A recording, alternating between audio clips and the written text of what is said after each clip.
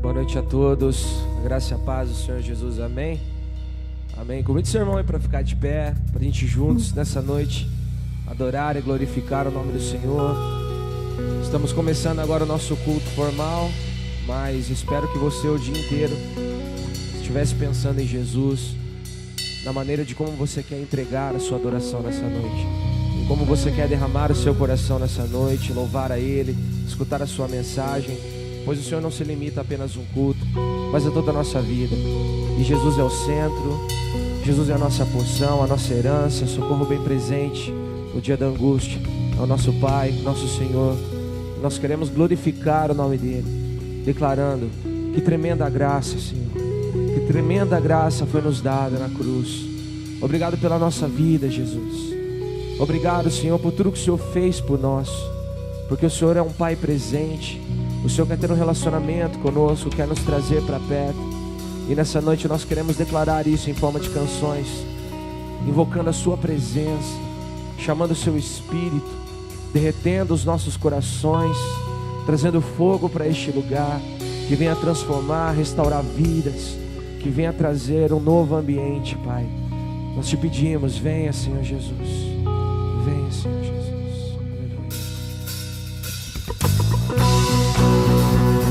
Palmas ao Senhor.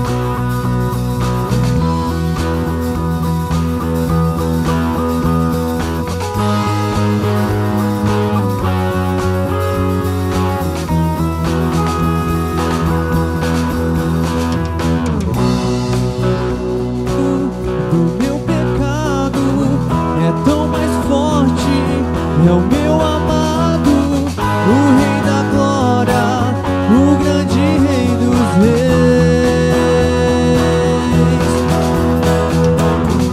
Treme a terra com trovão santo, eu admiro, desejo tanto o Rei da Glória, o grande Rei dos Reis. Oh, que tremenda graça, oh, que infalível amor, tomou o meu lugar, a minha cruz levou, você deu sua vida, estou liberto enfim. Oh, Jesus, eu canto pelo que fez por mim.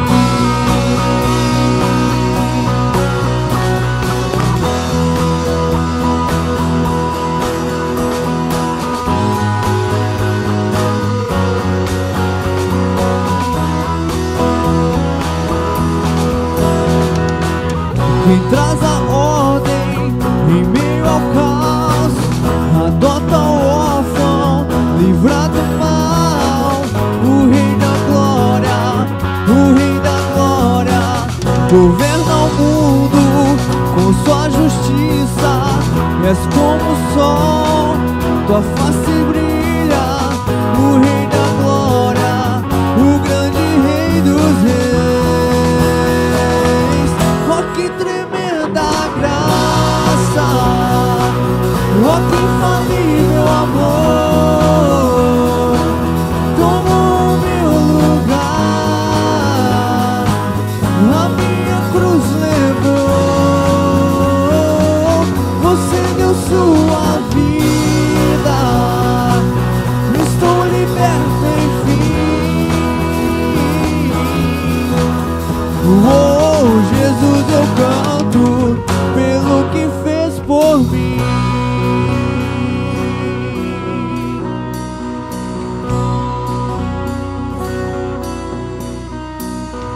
Digno é o Cordeiro de Deus, digno é o Rei que a morte venceu. Digno é o Cordeiro de Deus, digno é o Rei que a morte venceu. Digno é o Cordeiro de Deus, digno é o Rei que a morte venceu. Digno é o Cordeiro de Deus, digno, digno, digno. Oh, que tremenda tua graça, ó que infalível amor, tomou meu lugar, a minha cruz levou, você deu sua vida, estou liberto enfim. Oh, Jesus, eu canto pelo que fez por mim.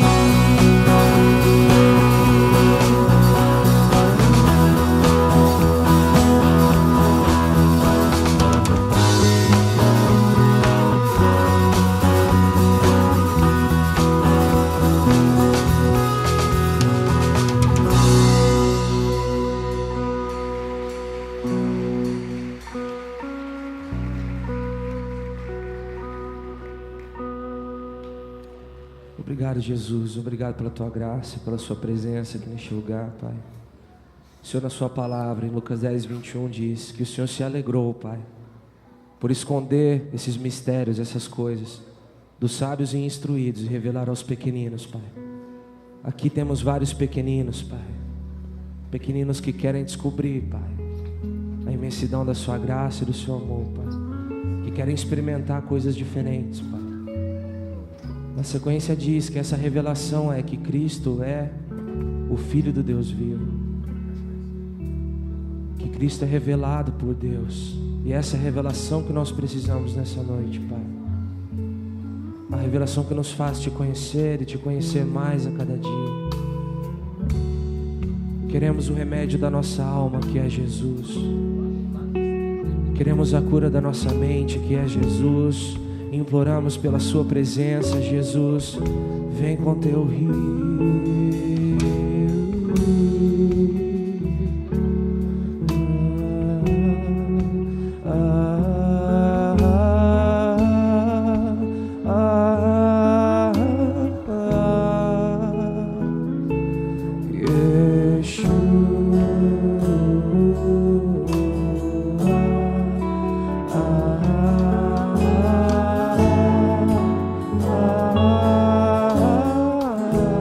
Declarar o nome dele, Yeshua.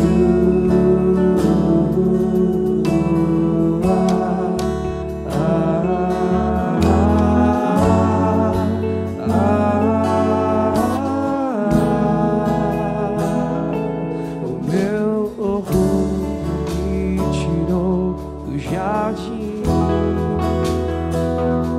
tua humildade colocou o jardim em mim.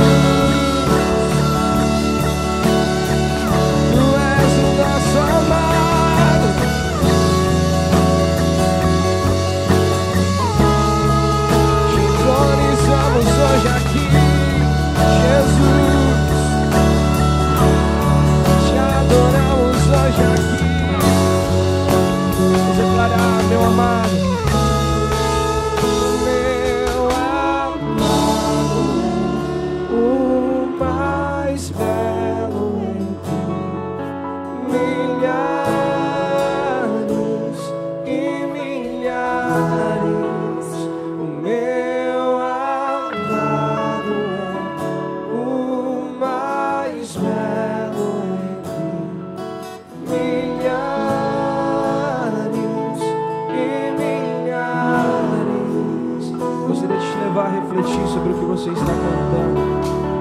Pense em 1000 coisas na sua vida, 1000 pessoas na sua vida, 1000 coisas que você ama. Aonde está Jesus dentre essas 1000? Aonde está Jesus? Ele é o mais belo, Ele é o mais belo entre os milhares. Ele é o mais belo, Ele é mais belo que a sua família, que o seu emprego. Ele é mais belo que os seus desejos, que os seus sonhos. Ele é mais belo. Ele é mais belo que a sua força, a sua riqueza, a sua sabedoria. Ele é o mais belo. Que sejam essas as palavras em nossa boca, Senhor Jesus, que o Senhor é o mais belo entre os milhares. Tua palavra diz que em Ti não havia formosura, Senhor, mas pela revelação de Deus encontramos beleza em Ti. Humilhado e rejeitado, encontramos beleza em Ti. Homem de dores, encontramos beleza em Ti. Encontramos beleza em Ti. Toda beleza está em Ti. Todo dom supremo está em Ti. Jesus,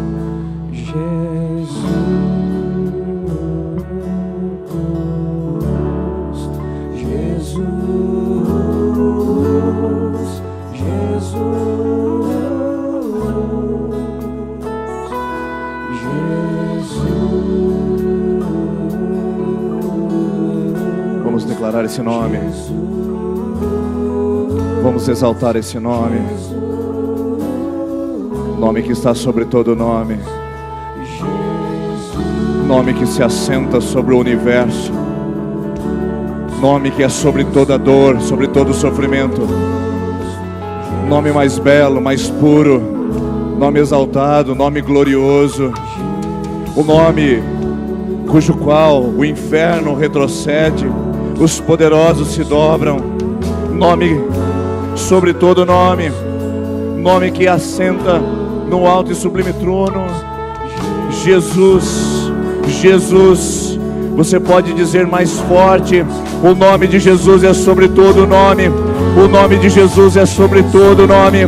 Não há nome semelhante, não há ninguém parecido, não há ninguém semelhante ao nosso Deus, ao nosso Senhor, ao poderoso, ao mais belo. Entre milhares e milhares, Jesus se exalta. Jesus é sublime, Jesus é glorioso. Jesus é o mais belo entre milhares.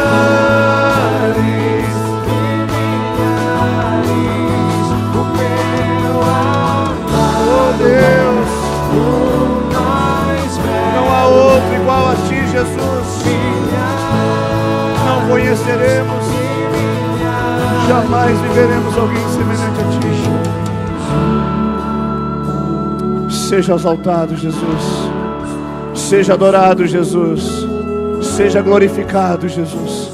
Em meus louvores do Seu povo, em minha adoração do Seu povo, em meio a essa noite, em meio a esse lugar, seja reconhecido o Seu nome.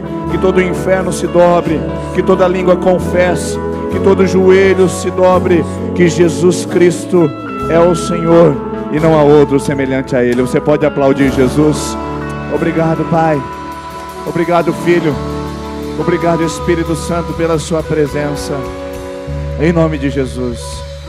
Amém. Antes de você se assentar, cumprimenta a pessoa que está perto de você. Diga: Deus te abençoe. Que bom que você está aqui. Cumprimente o irmão da frente, aquele que está posicionado às suas costas. Você que nos assiste pela internet, seja bem-vindo também. Deus te abençoe, Deus te ilumine e Deus fale com você essa noite poderosamente, em nome do Senhor Jesus.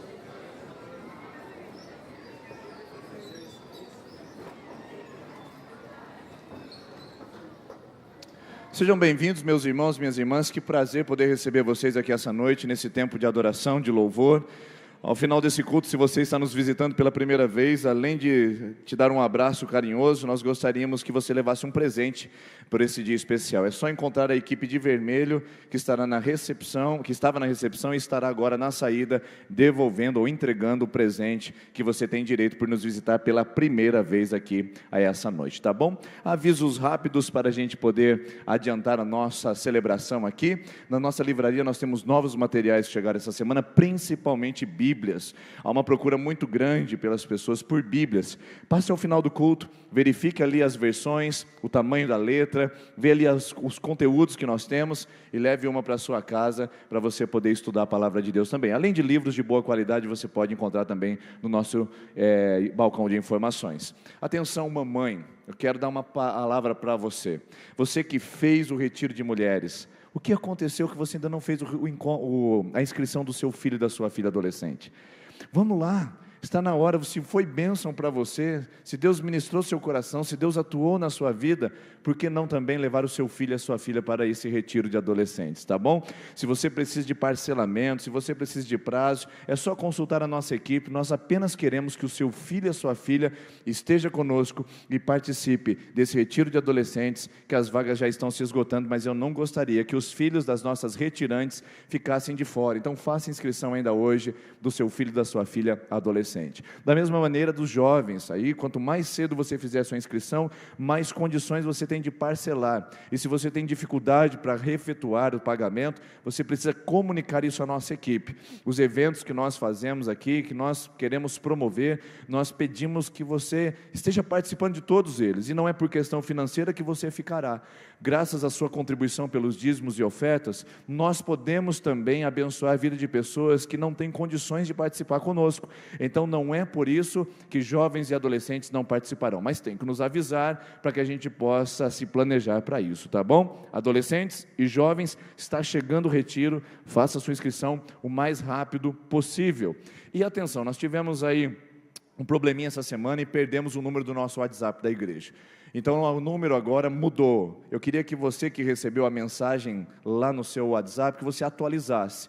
Agora o número é 9193-4980, tá bom? Se você mandar na mensagem antiga, vai cair para uma outra pessoa e pode incomodá-la. E talvez você pode até receber umas coisas não muito legais de volta. Então, atualize o mais rápido possível o seu celular, coloque aí para você poder se comunicar conosco e nós possamos também nos comunicar com você através desse veículo de informação, tá bom? Através do WhatsApp nós mandamos os nossos recados, você marca seus atendimentos, seus aconselhamentos e também as visitas pastorais que você precisa.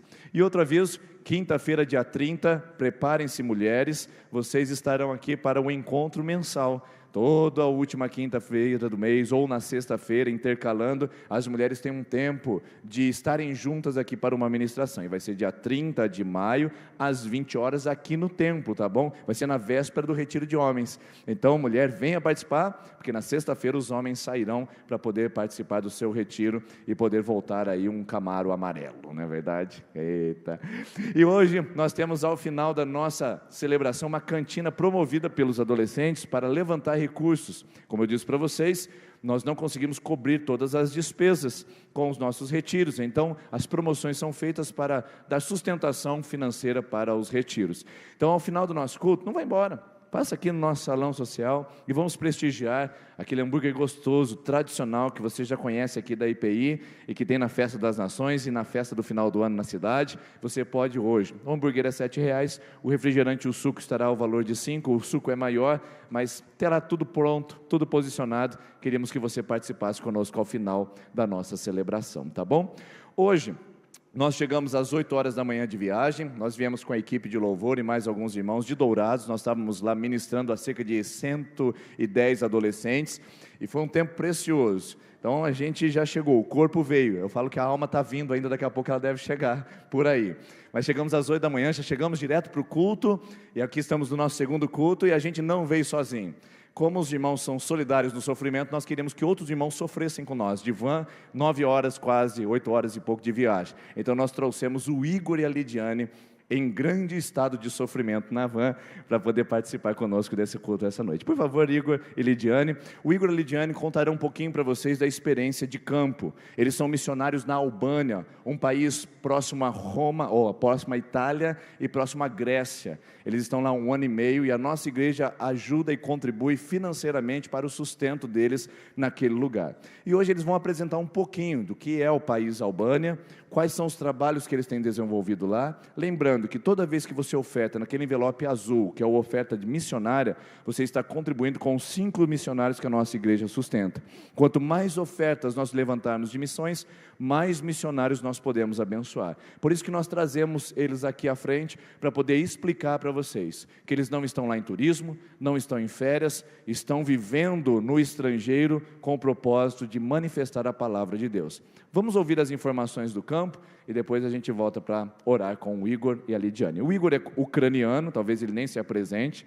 O Igor é uma bênção de Deus, um jovem usado por Deus, que a Lidiane encontrou em Recife, né, Lidiane?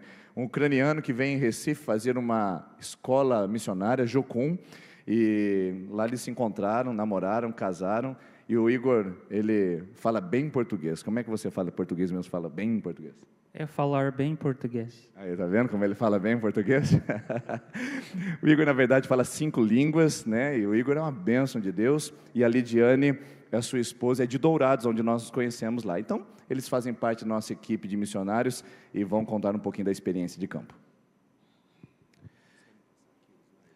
Seria bom. Mirmrama, Sakaloni.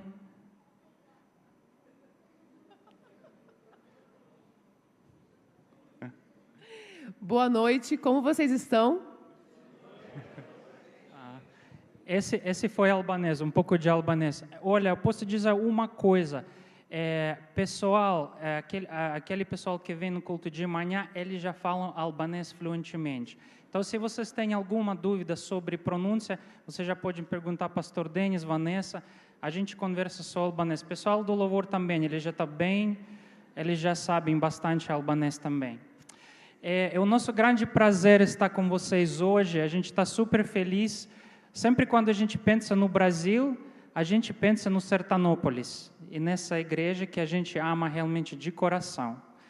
E a gente está super feliz de estar com vocês hoje e falar um pouquinho desse país desconhecido, que muitas pessoas não conhecem. Ano passado nós já falamos um pouquinho, vamos relembrar algumas coisas e vamos acrescentar as coisas novas. Então, essa é uma bandeira da Albânia, é um águia, que tem duas cabeças, que esse águia ele olha para os lados diferentes, que na verdade reflete bem a realidade desse país onde a gente está morando. Na Albânia se encontra duas culturas diferentes, cultura muçulmana, que vem do Oriente Médio, e também cultura europeia. Muçulmana, por que cultura muçulmana? É porque a Albânia foi dominada por volta de 500 anos com o Império Turco. Então, onde o Islã foi promovido nesse tempo e as pessoas eram obrigadas de aceitar Islã. Antes disso, a Albânia foi país cristão. Então, quando vocês vão ler livro dos Romanos, vocês vão chegar ao capítulo 15, e vocês vão encontrar versículo onde o apóstolo Paulo fala que eu cheguei até reino da Ilírica. Então, o apóstolo Paulo pisou nessa terra onde nós estamos hoje. Hoje dias é Albânia. Essa é uma mapinha da Albânia, país bem pequeno, capital Tirana, onde nós moramos agora. E a Albânia tem uma fronteira com Grécia, com Macedônia, com a República Kosovo, Montenegro e Itália também. É um país de 3 milhões de habitantes que moram dentro do país e também mais ou menos 3 milhões de habitantes que moram fora, que sustentam aqueles que ficam dentro da Albânia, porque o país é bastante pobre, um dos países mais pobres da Europa. Nós somos abençoados de conhecer Deus verdadeiro, de conhecer Jesus, porque muitas pessoas na Albânia não conhecem esse Deus. E agora que só hoje a gente falou um pouquinho e na conversa alguém comentou sobre Ramadã, que é de 30 dias de oração, quando o mundo muçulmano começa a orar, começa a ir na mesquita, e as pessoas tentam ganhar salvação através das boas obras. Então agora nós estamos na época de Ramadã, Então, se vocês lembrarem do mundo muçulmano e da Albânia, inclusive, por favor, orem por pessoas, pelos muçulmanos, para que olhos possam ser abertos, para que eles possam enxergar o Deus verdadeiro. Porque na religião muçulmana, você tem que fazer as obras para conseguir a tua salvação. O relacionamento com Deus, ele não existe. Deus Todo-Poderoso, Ele criou o mundo, Ele se afastou do mundo, Ele deixou esse mundo se gerar sozinho. Então, muçulmanos não têm relacionamento com Deus. O Deus, Ele é aquele que julga, mas nós conhecemos o Deus diferente. Por isso que eu falei que nós somos abençoados de caminhar junto com Jesus. Essa é uma mesquita, uma das maiores mesquitas na região dos Balcãs, que ela vai caber por volta de 5.000 pessoas. Então, o mundo muçulmano e os países islâmicos, eles estão investindo bastante nessa questão religiosa, principalmente Turquia e Arábia Saudita. Como nós mencionamos hoje de manhã, por volta de 70% dos muçulmanos, dos albaneses, se declaram muçulmanos. Que isso, claro, não significa que eles são praticantes, mas claro que você consegue ver que as coisas são diferentes na Albânia do que nos outros países da Europa, quando você está dentro do país. E como nós já mencionamos esse fato antes, e eu vou falar mais uma vez, que a Albânia foi o primeiro país do mundo que se declarou ateu oficialmente. A palavra Deus foi retirada do dicionário albanês. Então, por volta de 50 anos, não existia mesquitas, não existiam as igrejas, cristãos foram perseguidos nesse país.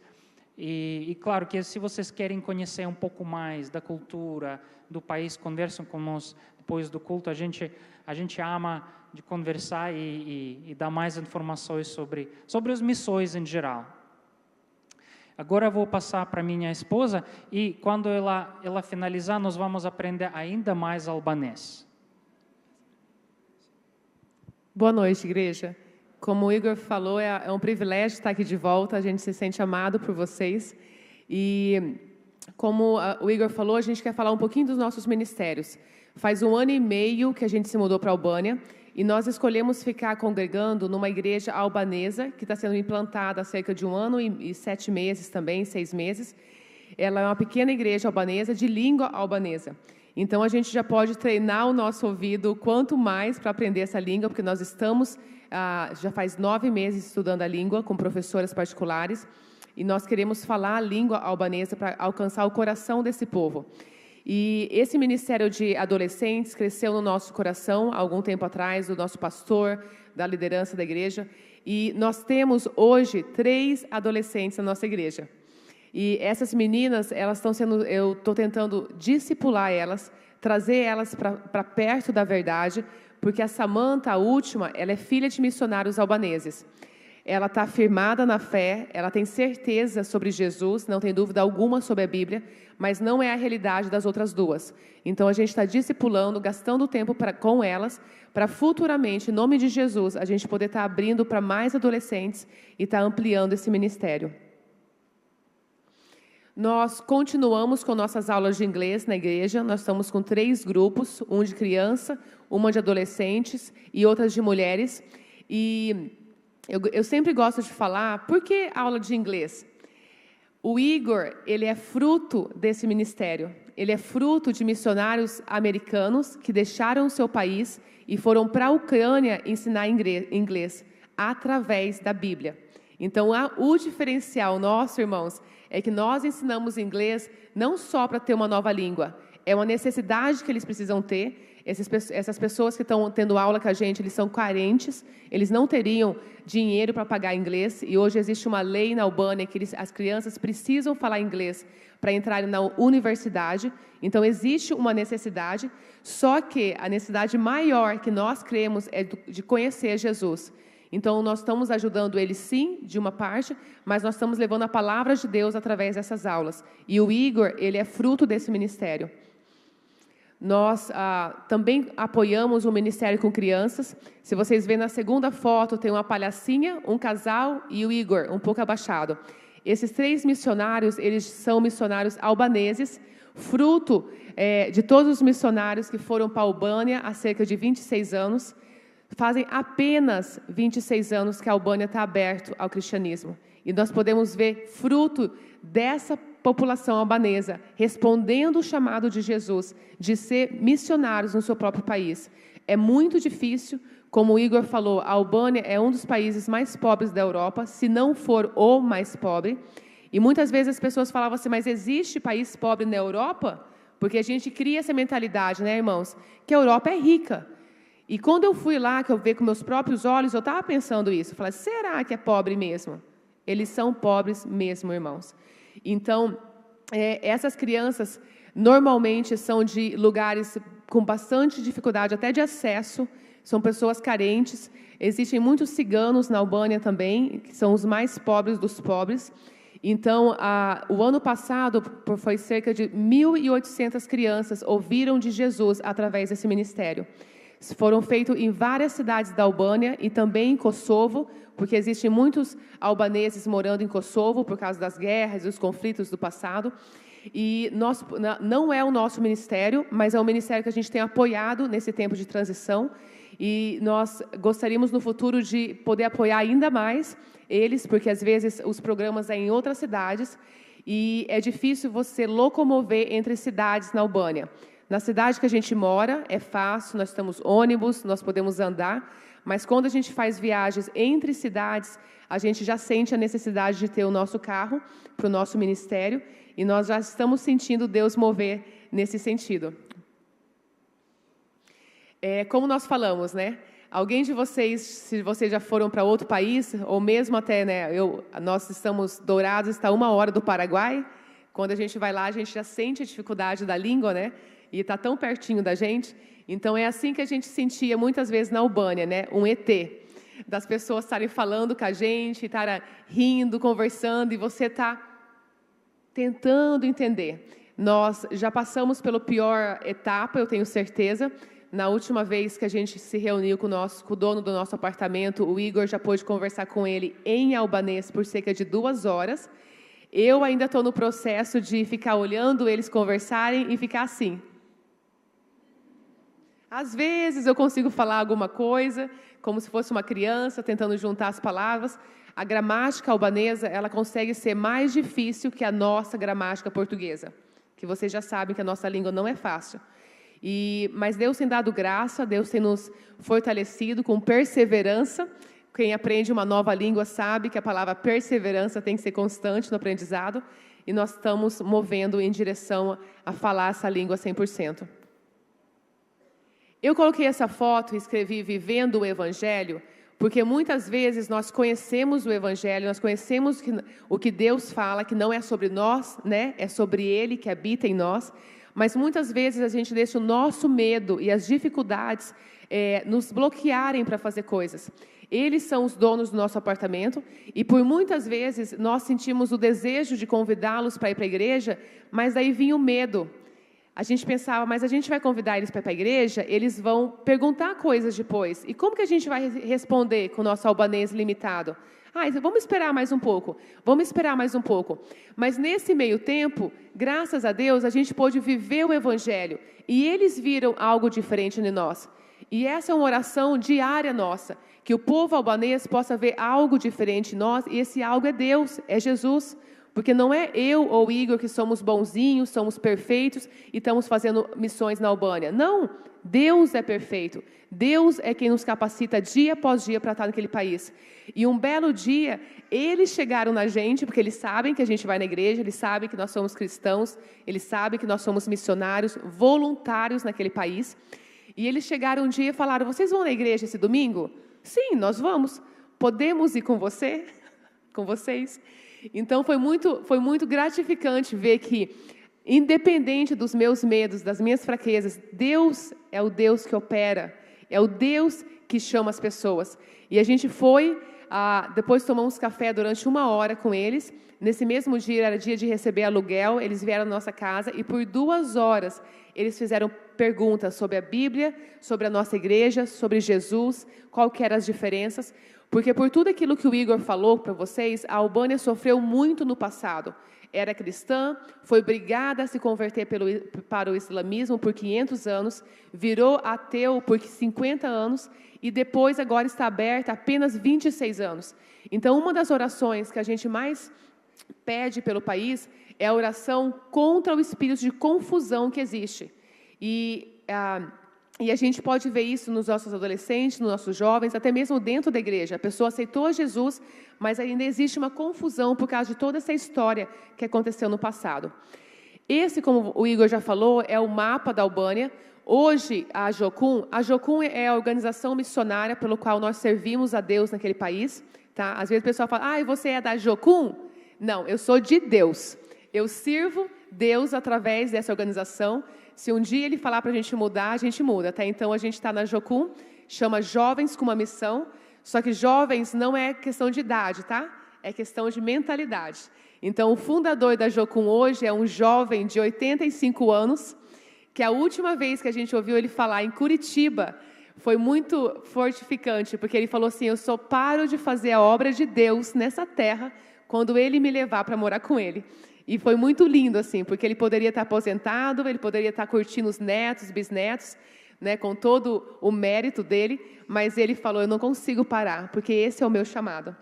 E essas 4 cidades circuladas de vermelho, Tirana, onde nós moramos atualmente, Elbasan, Dures, Eskodra, esses são os lugares que têm times ou bases de Jocum hoje. E nesse 1 ano e meio que nós estamos na Albânia, Deus já confirmou e colocou em nossos corações que nós teremos um novo time em Vlora, aquela cidade de Azulzinho. E existe a cidade de Vlora e existe o estado de Vlora, como é São Paulo, né? Existe a cidade e o estado. E o estado de Vlora, ele engloba até Saranda, aquela cidade lá embaixo. E entre essas 2 cidades, existem várias vilas pequenas, onde não existe a presença de igreja, onde às vezes não existe nenhuma pessoa cristã. Nós estamos falando de menos de 1% da população albanesa que é evangélica. Nós realmente nadamos contra a correnteza, nós realmente precisamos viver o evangelho naquele país e precisamos de vocês em oração, igreja, porque missões se faz com pessoas que vão, é o nosso caso, com joelhos que oram e mãos que doam. A gente não consegue estar lá se não tiver o corpo de Cristo aqui intercedendo pela gente. Nós vivemos uma guerra espiritual. Nós iremos voltar agora, o mundo muçulmano está por 1 mês de jejum. Eles não comem o dia inteiro. E, através disso, eles creem na sua salvação. Existe uma guerra espiritual. O ano passado, nessa época, eu tive 1 mês de crise asmática. E fazia muito tempo que eu não tinha. Lá, pela metade do mês, eu comecei a orar. Falei, Deus, isso é espiritual? Porque eu não tinha, eu estava tão bem. E, de repente, justamente naquele mês, foi um mês que realmente eu fiquei muito mal. E depois passou. Então, Deus é o Deus que está nos guiando, nos fortalecendo, e nós somos gratos, igrejas de Sertanópolis, por ter vocês como nossos mantenedores, como pessoas que eu sei que têm orado pela gente, e nós queremos só desafiá-los a continuarem conosco, porque vocês estão lá com a gente também. E missões se faz lá na Albânia, missões se faz aqui em Sertanópolis. O ID que Jesus nos deixou é o ID de viver o Evangelho, de pregar. E isso a gente pode fazer em cada lugar que você está. Nós queremos agradecer mais uma vez e nós amamos estar aqui com vocês. Boa noite. Como eu prometi, vamos aprender mais do albanês, né? Yay! Ok, vamos virar um para o outro agora e falar o seguinte. Agora vai ser frase diferente. Então, o pessoal de manhã junta com o pessoal da noite e vocês já falam albanês. Então, vocês podem vir nos visitar e vocês vão estar super bem de albanês. Então, vamos fazer o seguinte. Vamos virar um para o outro e falar o seguinte. Ti je bukur. Que significa o seguinte em albanês. Você é bonito ou bonita. De manhã foi Deus te ama, tá? O que ele falou, eu lembrei de outra coisa, né? Gente, nós vamos orar pela vida do Igor, da Lidiane, mas eu gostaria primeiro que ele orasse por nós e abençoasse a nossa igreja estando visitando. E eu desafio agora o Igor, como eu desafiei essa manhã, a ele orar e na oração ele passar pelas 5 línguas que ele fala: russo, ucraniano, português, inglês e albanês. Então nós vamos orar com ele. Convido você a fechar os seus olhos e vamos orar com o Brasil internacional. Дякуємо, Боже, за цей день. Дякуємо Тобі за все те, що Ти робиш в наших життях. Благодарим Тебя, Господь. Славим Тебя за всю Твою благодать, за всю Твою любовь, за все то, что Ты делаешь в наших жизнях, Отец. We thank you, Father, for this church. We thank you for these people that are coming to worship you. And we just ask that you would continue blessing them. Agradecemos, Deus, que você é Deus Todo-Poderoso nas nossas vidas, que somos gratos que a gente conhece você pessoalmente. Nós oramos que os povos que ainda não te conhecem, Deus, para que os olhos dos corações possam ser abertos e para que o Espírito Santo possa fazer o seu trabalho.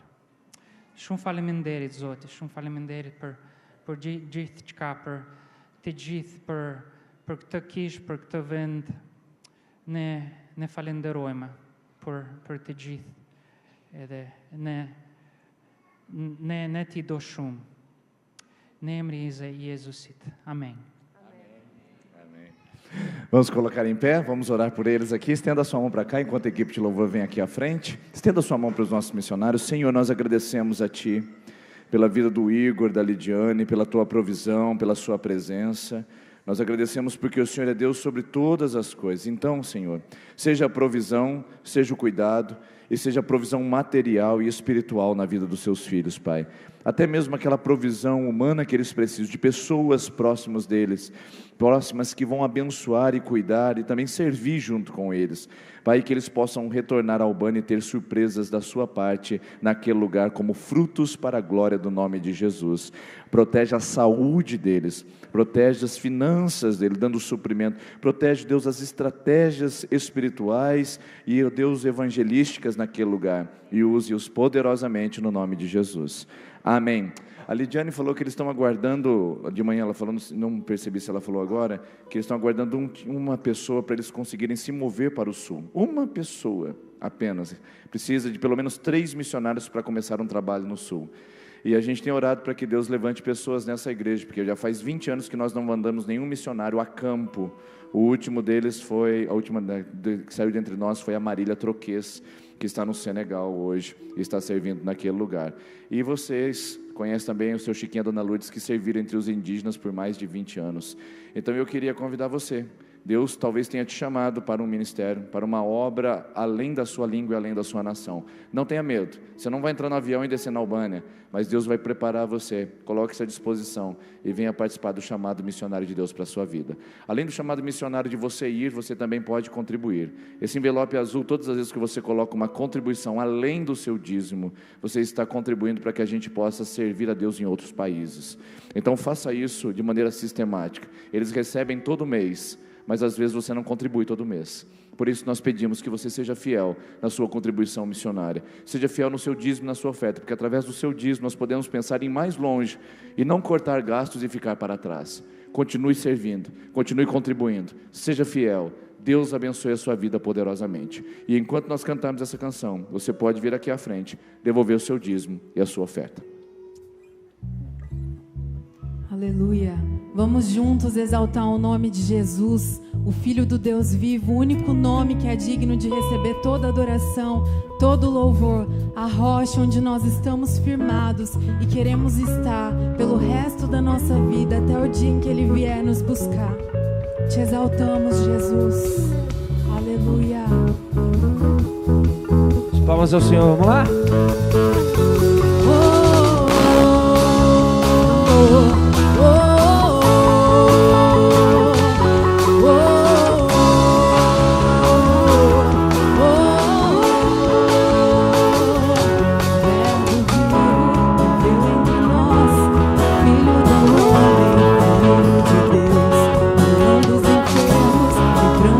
cativos era chegado o reino de Deus. Foi humilhado, crucificado, tão rejeitado pelos seus, ressuscitado, glorificado, o inferno e a morte venceu. E agora nem dizem que tu és um profeta, um agitador qualquer. Teu Espírito me revela quem tu és,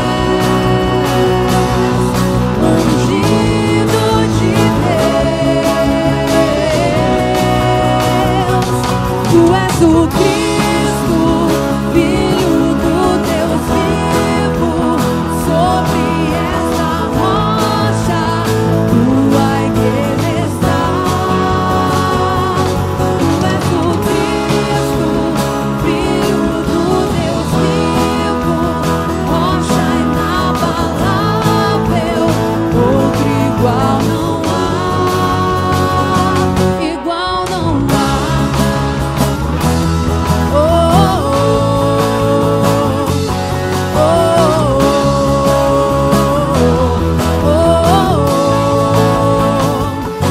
Verbo vivo, viveu entre nós, Filho do homem, Filho de Deus, curando os enfermos, livrando os cativos, era chegado o reino de Deus.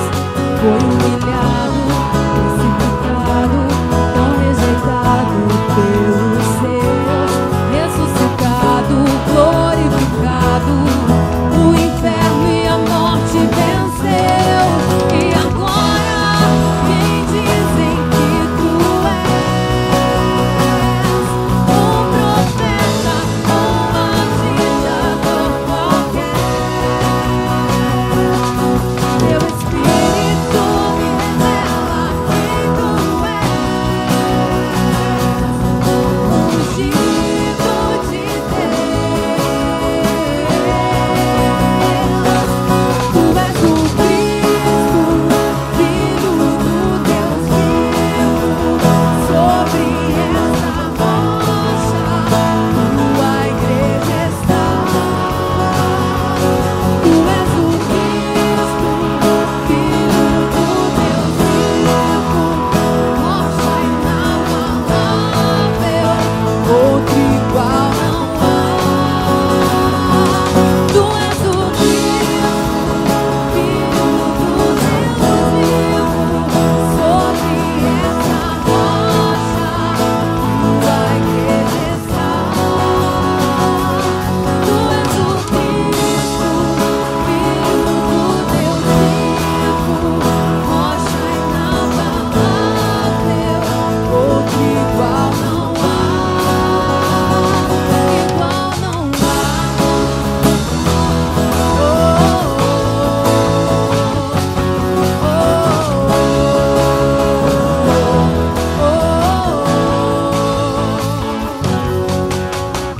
Aleluia, glória a Deus.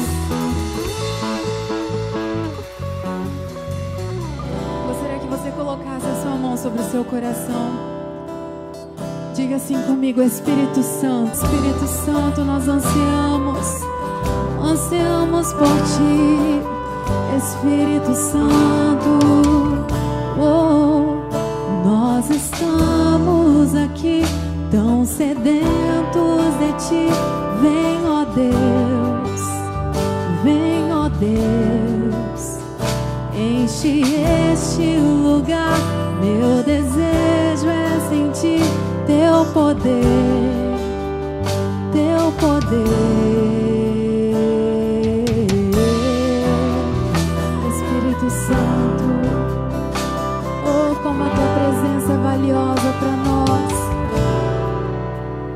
Nós estamos aqui tão sedentos de ti. Vem, ó Deus, vem, ó Deus, enche este lugar.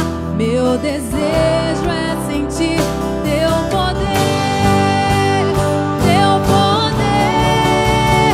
Então vem, estende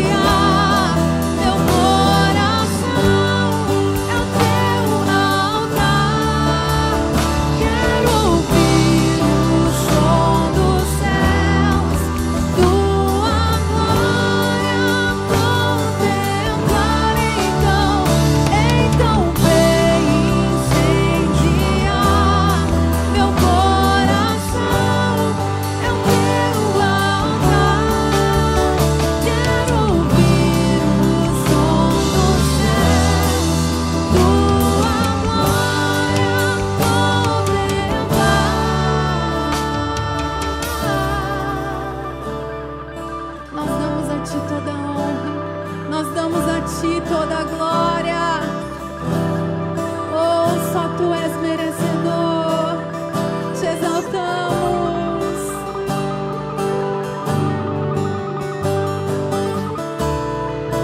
Te damos honra. Te damos glória. Teu é o poder, só teu, pra sempre. Amém. Nós te damos honra, te damos glória. Teu é o poder, pra sempre. Amém. Então vem incendiar meu coração. É o teu altar. Quero ouvir o som dos céus, tua glória contemplar. Então vem incendiar meu coração. É o teu altar. Quero ouvir o som dos céus, tua glória contemplar. De todo o seu coração, cante, então vem incendiar. Então vem incendiar meu coração. É o teu altar. Quero ouvir o som dos céus, tua glória contemplar. Então vem incendiar meu coração. É o teu altar. Quero ouvir o som dos céus, tua glória contemplar. Espírito Santo, nós amamos a tua presença. Então vem incendiar o nosso coração, transformar a nossa vida com a tua doce presença. Nós engrandecemos o teu nome. Aleluia. Nós te engrandecemos, Espírito Santo. Glória a Deus. Aplauda esse Deus maravilhoso. Aleluia, Jesus. Te adoramos, Jesus. Te adoramos, te adoramos. Vem sobre nós. Em nome de Jesus. Amém. Você pode se assentar, por favor. Obrigado, equipe de adoração. Gostaria de pedir para você, por gentileza, caso você tenha um filho pequeno e ele não consiga permanecer com você durante a celebração, nosso espaço Kids está disponível aqui ao lado. Você pode ir com ele, com ela ali, ter a ministração ao vivo, enquanto seu filho fica bem cuidado por você ali. E também o que eu gostaria de pedir, que a partir de agora, a gente evitasse todo tipo de movimentação, a não ser em caso de urgência e de emergência, para que a gente pudesse agora se conectar àquilo que Deus está querendo falar ao nosso coração, aquilo que Deus está querendo ministrar em nossa vida. Até agora, a primeira metade do culto a gente usa para falar coisas a Deus. Agora, a segunda metade do culto, Deus fala coisas a nós. E isso vem através da sua palavra, que é lida, exposta e aplicada ao nosso coração. Nós estamos com essa série de mensagens e eu peço perdão para vocês pela voz que foi embora, em virtude dos encontros que nós tivemos ontem e hoje de manhã. O tema é experiências e tem aprendizados para trazer ao nosso coração. Falamos a semana passada sobre não fique em Cafarnaum. Cafarnaum é perigosa. Cafarnaum, ela nos acomoda e nos conforta em nossa própria destruição, enquanto Jesus nos lança para o desconforto, para que a gente cresça e aprenda sobre ele. Hoje é diferente. Hoje eu quero falar com você sobre ficar em Jerusalém. É óbvio que a palavra de Deus diz em Atos capítulo 1, versículo 8, que nós seríamos espalhados por toda a terra e seríamos testemunhas em Jerusalém, Samaria, Judeia, até os confins da terra. A palavra de Deus também nos pede para ficar em Jerusalém por um tempo. Jerusalém é um lugar onde nós temos as experiências com Deus, onde a nossa vida é fortalecida, onde os nossos pés são firmados e onde os alicerces da nossa vida espiritual são fundamentados. Por isso eu gostaria de falar com você sobre o tema hoje. Jerusalém, lugar de avivamento da fé. Jerusalém é o lugar de avivamento da fé. E onde eu encontro isso? Eu encontro um texto de Lucas capítulo 24, versículo de número 49, que Jesus diz aos seus discípulos: fiquem, pois, em Jerusalém.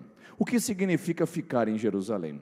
Vale a pena a gente lembrar agora o que é que significa, ou o que é que essa palavra tem de conteúdo histórico.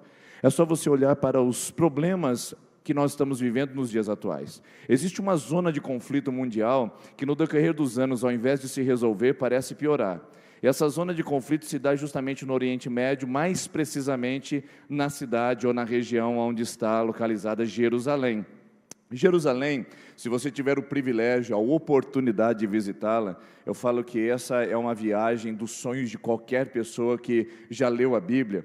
Visitar Jerusalém, você encontrará 3 das maiores religiões do mundo concentradas em espaço de 2 quarteirões aproximadamente.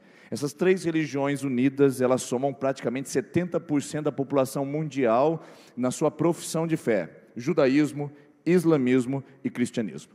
Chegando ao Muro das Lamentações, ao sopé, aquilo que sobrou do grande templo de Herodes, os judeus estão ali fazendo as suas orações e lamentando pela queda de Jerusalém e pedindo pela vinda do Messias, que nós já recebemos através de Jesus.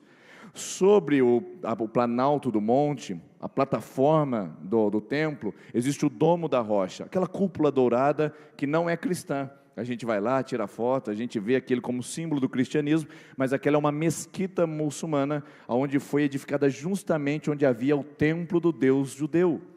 E lá diz os muçulmanos que foi sacrificado Ismael, não Isaac, Ismael. E lá os muçulmanos dominam, e lá você entra em território palestino. Você está embaixo, pega uma escada, sobe, chega no Domo da Rocha, você não está mais em Israel, agora você está na Palestina, só subindo uma escada. Já pensou? Andando um pouquinho mais adentro, você vai encontrar, cerca de 100 metros, a igreja do Santo Sepulcro. Você encontrará os cristãos reunidos e adorando ali. É óbvio que a igreja do Santo Sepulcro, dentro dos muros de Jerusalém, é uma tradição católica, que a mãe do Constantino, Dona Helena, acabou pedindo para construir dentro dos muros. Mas a tradição cristã diz que Cristo foi sepultado para fora dos muros de Jerusalém. Ou seja, há um outro sepulcro que os evangélicos visitam, que é mais parecido com um jardim e com aquele sepulcro relatado como o jardim de José de Arimateia. Ou seja, Jerusalém é um lugar rico, Jerusalém é um lugar impressionante. Não é por acaso que o Salmo 122 diz: orem pela paz de Jerusalém. Ou seja, nós precisamos nos lembrar que esse lugar, Jerusalém, não é apenas uma região geográfica. Porque não faz sentido, pessoal, um lugar que tem 500 quilômetros de extensão de norte ao sul e 180 de leste a oeste, ser o centro do mundo. Todas as coisas parecem que se voltam e se aproximam para aquele lugar. Como é que um lugar que é 2/3 deserto pode chamar a atenção de todas as pessoas e pode gerar tanto conflito? Lá não tem recursos minerais em abundância, não tem recursos naturais em abundância, não tem fonte de gás natural, não tem petróleo, não tem nada, tudo que tem é deserto. E mesmo assim o mundo briga por um pedaço de terra que, sem dúvida nenhuma, é um lugar onde nós podemos dizer que foram as experiências religiosas que fundamentaram a formação do povo de Deus. Mas eu gostaria de fazer essa transposição com você. Jerusalém geográfica, ela é importante no cenário mundial e na condição bíblica, mas a Jerusalém que Jesus manda a gente permanecer, hoje através da sua palavra, é uma Jerusalém espiritual, Jerusalém como lugar de avivamento da fé.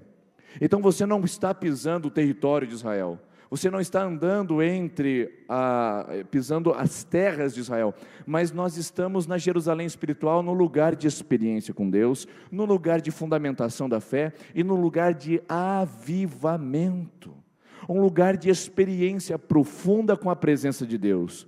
Então Jesus, depois que ele morreu, ressuscitou ao 3º dia, os discípulos estavam todos com medo, trancados dentro do cenáculo. Jesus se apresenta a eles e diz: eu lhes envio a promessa do meu Pai, mas fiquem em Jerusalém. Fiquem em Jerusalém até serem revestidos do poder do alto. Fiquem em Jerusalém. O que será que isso significa? Bom, se você for olhar, eu gostaria de destacar a parte debaixo do nosso texto. Até que vocês sejam revestidos de poder do alto. Jesus diz para os discípulos: não ousem sair de Jerusalém, não ousem dar um passo para fora, para fazer qualquer coisa, sem antes ter recebido a minha permissão, sem antes ter recebido o que eu preciso enviar sobre vocês, sem antes ter recebido o selo da minha presença, de que eu estou com vocês. E isso se chama revestimento de poder do alto. O que é isso senão a presença de Deus e o poder do Espírito Santo, irmãos? Moisés, em Êxodo capítulo 33, versículo de número 15, está com o povo de Israel saindo do Egito. Cerca de 3 milhões de pessoas acompanham essa saída. Moisés está perdido, Moisés está tenso, Moisés está em conflito diante da grande responsabilidade que ele tem que realizar naquele momento. Então ele faz a seguinte oração: Senhor, se o Senhor não for conosco, não nos faça sair deste lugar. Pensa numa oração sincera, pensa numa oração verdadeira, pensa numa oração bíblica. Se o Senhor não for conosco, permita que a gente fique aqui, até que o Senhor vá conosco. Jesus diz para os seus discípulos: não ousem dar um passo sem a minha presença. Ou seja, antes de Deus enviar a igreja para o mundo, Ele precisaria enviar o Espírito Santo para a igreja. Não dá para ser cristão sem poder do alto, irmãos. Não dá para ser cristão sem a presença do Espírito Santo. E a presença do Espírito Santo não é uma opção para você. A presença do Espírito Santo não é uma oportunidade para mim. A presença do Espírito Santo não é um conselho carinhoso de Deus para cada um de nós. A presença do Espírito Santo é um imperativo. Paulo diz em Efésios 5,18: não se embriaguem com vinho, mas encham-se do Espírito Santo. Quando a sua mãe fala para você, jovem, lave a louça imediatamente, ela não está dando uma hipótese, uma oportunidade, um conselho. Ela está dizendo que se você não fizer isso, haverá consequências. Não tem saída à noite, não tem lanche pago, não tem celular. Lave a louça imediatamente, porque senão as consequências vão te afetar. Jesus disse para os discípulos: fiquem em Jerusalém, senão virão consequências. Paulo diz aos seus ouvintes: encham-se do Espírito Santo, senão vocês terão a consequência. Portanto, pessoal, estar na igreja, ser cristão, não é uma opção ser cheio do Espírito Santo. Ou você é cheio do Espírito Santo, ou você ainda não é cristão. E é tão difícil isso, porque nós associamos cristianismo e experiência espiritual aos nossos modelos clássicos de tradição. Tem gente que pensa que o Espírito Santo é presbiteriano, e ele só age da forma presbiteriana. Não, porque se sair do quadrado doutrinário presbiteriano, se sair dentro da nossa tradição cultural, não é o Espírito Santo, aí já é a carne. Tem outros que acham que o Espírito Santo só age no modelo pentecostal. Porque tem que ser do jeito pentecostal, tem que vir com muito barulho, tem que vir com muita gritaria, tem que vir com sapatinho de fogo, tem que vir com muitas línguas estranhas. Quem foi que disse isso? A verdade é que nós estamos oscilando entre modelos, sendo que Jesus não está nos dando um modelo, Ele está nos dando uma ordem. Não é um modelo presbiteriano de enchimento do Espírito Santo, não é um modelo pentecostal de enchimento do Espírito Santo, é um modelo celestial, até que do alto vocês sejam revestidos de poder. O poder não vem da estrutura, o poder não vem da igreja, o poder não vem da estratégia, o poder não vem do pastor, o poder não vem da equipe de louvor, o poder vem do alto. É Deus quem enche a igreja, é Deus que se manifesta a ela. E sem esse poder nós não podemos caminhar. Talvez seja essa a razão. De vidas tão raquíticas, de vidas tão fragilizadas, de vidas tão vulneráveis, que ainda não conseguem se mover no poder e na autoridade do Espírito Santo. Gente que abandona um hábito errado agora, para logo depois comprometer a sua vida, a sua fé e sua família novamente no mesmo hábito. O que faltou a essa pessoa, irmãos? O que faltou a essa pessoa na transição entre a minha decisão de andar com Jesus e a minha prática que não condiz com o Evangelho? O que faltou? Poder. Pessoas que se decidem em se tornar membro da igreja e se batizar, participam da primeira aula, da segunda aula, da terceira aula, ou o inimigo começa a se levantar. Você acha que ele está feliz de você estar aqui? Você acha que o diabo quer você um homem de Deus na sua casa, orando pelas suas filhas, abençoando sua esposa? Você acha que o inimigo não prefere você num boteco? Não prefere você numa noitada, nos braços de uma amante? E você acha que tornar uma decisão e voltar-se para Jesus é uma decisão fácil e que não haverá reprimendas por parte maligna?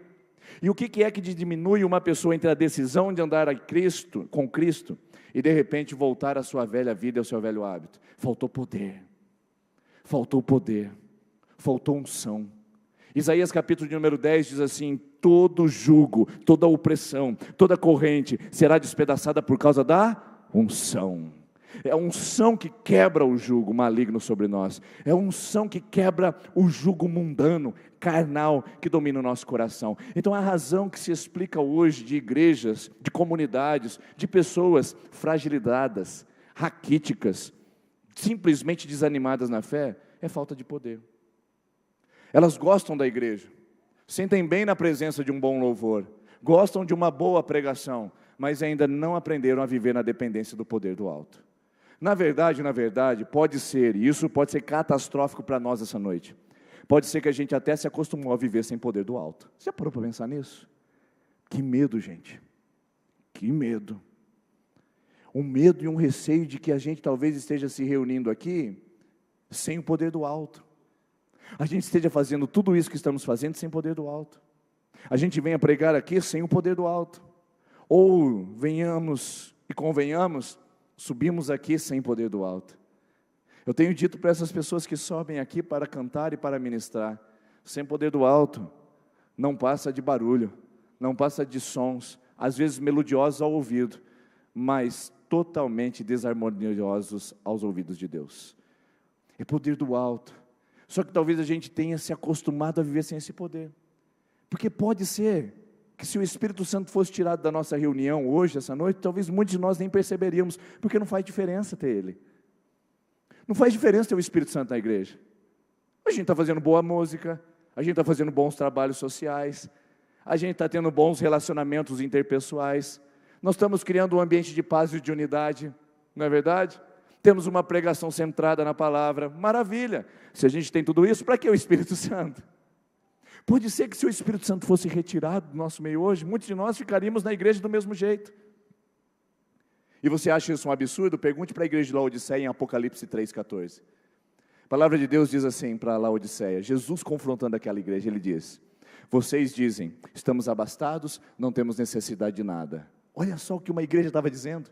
Nós não temos necessidade de nada, nós não precisamos de mais nada.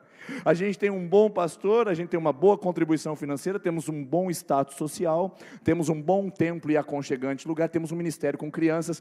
O que a gente precisa de mais?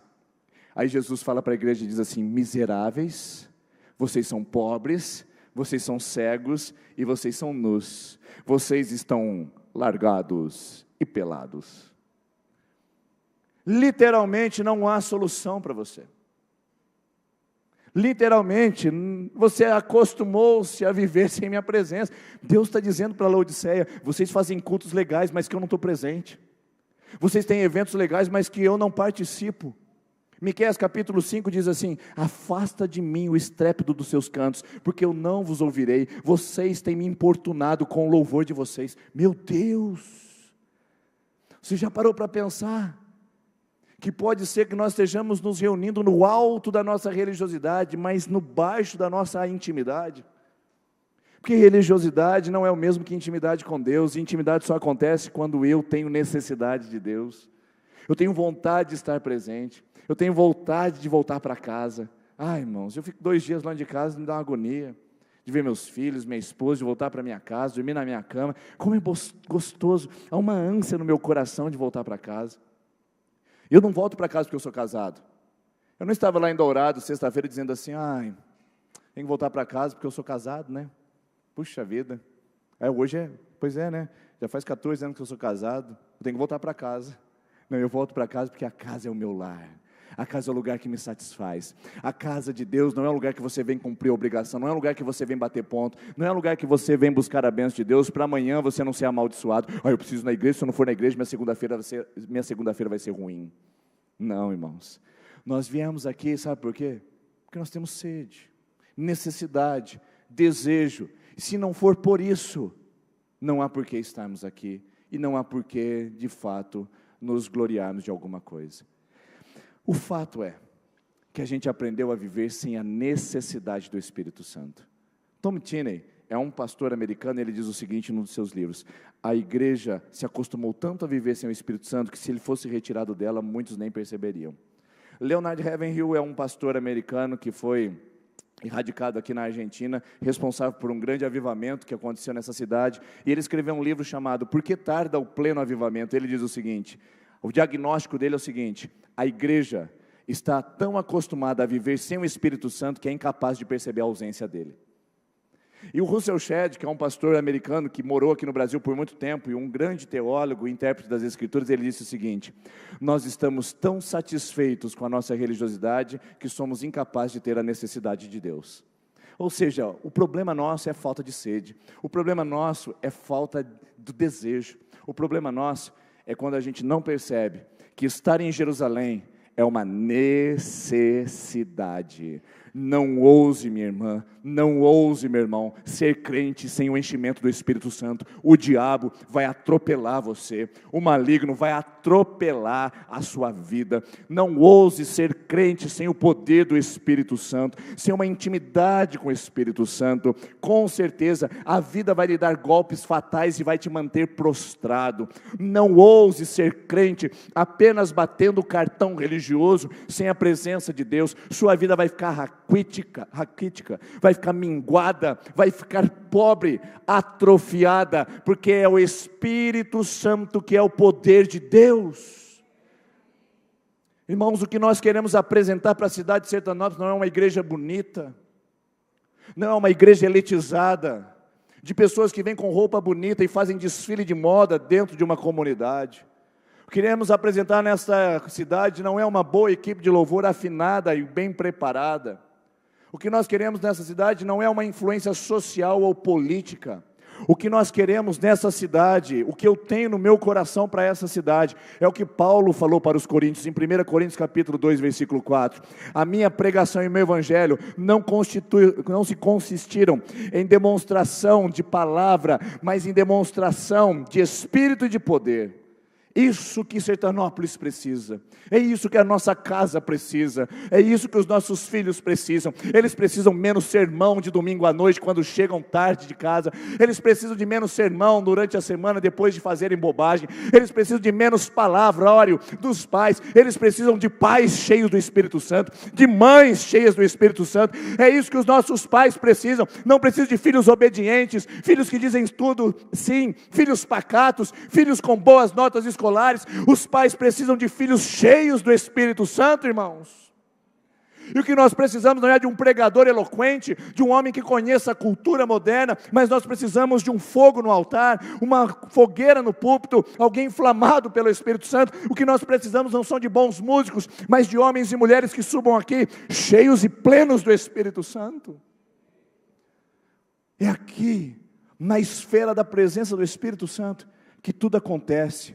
O resto é estratégia, o resto é humano, e o resto não serve. Sede, necessidade, nós não podemos nos acostumar à igreja de Sertanópolis. Está gostoso, está bonito. Hoje de manhã nós chegamos, olhamos a igreja, tinha uma ótima frequência pela manhã, tinha muitos irmãos aqui conosco pela manhã, fiquei feliz de ver a frequência dessa manhã. Olho aqui à noite e vejo, olha quantas pessoas voltando. Hoje nem que nós quiséssemos colocar todo mundo no mesmo tempo, com cadeira branca, cadeira no corredor, não daria. Que coisa linda. Mas a gente não pode se vangloriar com palavras bonitas. Nós precisamos ficar atentos e saber que ainda tem mais de Deus para você. Tem mais de Deus para essa igreja, amém? Tem mais de Deus para a sua família, tem mais de Deus. Nós precisamos de homens e mulheres ungidas do Espírito Santo, que conheçam a palavra, mas que também conheçam a fé. A letra mata, mas o Espírito vivifica. Aí tem gente que fala assim, não vou ler a Bíblia, só vou ficar nos mantos, ou glórias, ou aleluias, ou Deus, eita Deus poderoso. Aqueles estereótipos. A palavra de Deus diz que a letra mata. Leia só a letra e você morrerá. Esteja apenas no Espírito que você vai enfrentar um misticismo. Mas a letra e o Espírito se completam e se complementam para a unção do Espírito Santo agir sobre a nossa vida. Eu convido você a saber que o Espírito Santo aqui vai vivificar o seu coração. Preste atenção aqui em mim, irmão. Olha para mim. Eu quero dizer para você que avivamento é uma necessidade. A gente não pode ficar satisfeito com o nosso estado.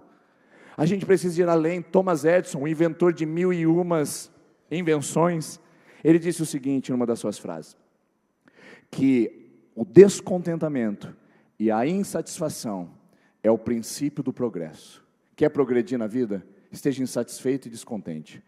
Não é aquele descontentamento de ingratidão, mas o descontentamento dizendo: eu poderia servir mais, eu poderia buscar mais, eu poderia orar com meus filhos, eu poderia orar com a minha esposa, eu poderia abençoar minha casa, eu poderia orar no meu comércio, eu poderia abençoar. Irmãos, eu estou aqui há 4 anos e ainda não fui na sua empresa orar pelos seus funcionários.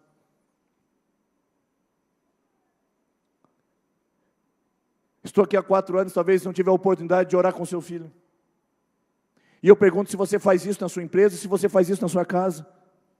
Uma insatisfação dizendo: há mais de Deus, eu posso crer. Vai gerar em nós o comodismo. Mas a insatisfação vai dizer: eu quero mais.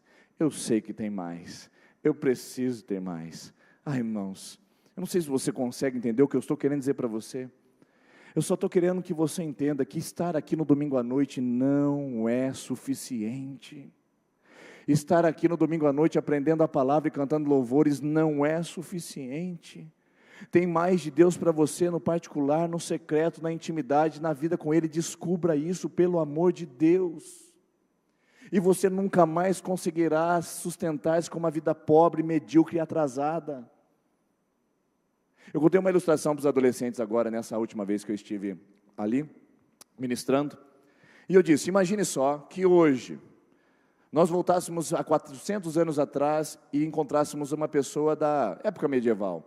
E eu falasse assim para ela: rapaz, eu tenho uma tecnologia de ponta para você.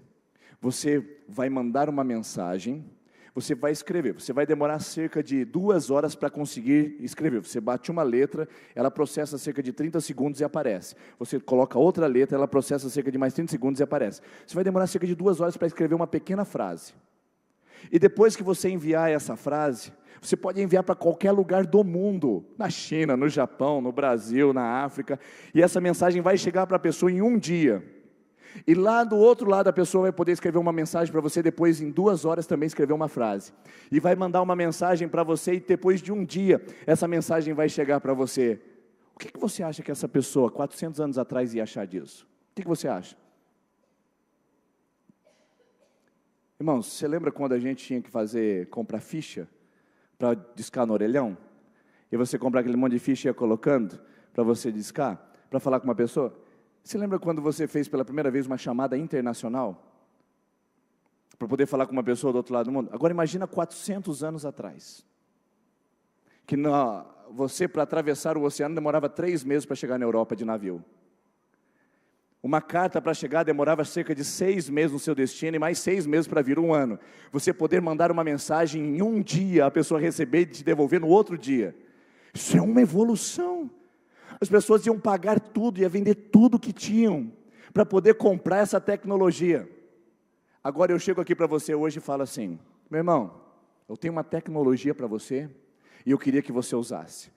É o seguinte: você vai escrever uma mensagem, vai demorar para escrever 2 horas uma frase. Quando você clicar no botão enviar, vai demorar 1 dia para chegar. Depois de 2 dias a mensagem voltará para você. O que você acharia disso?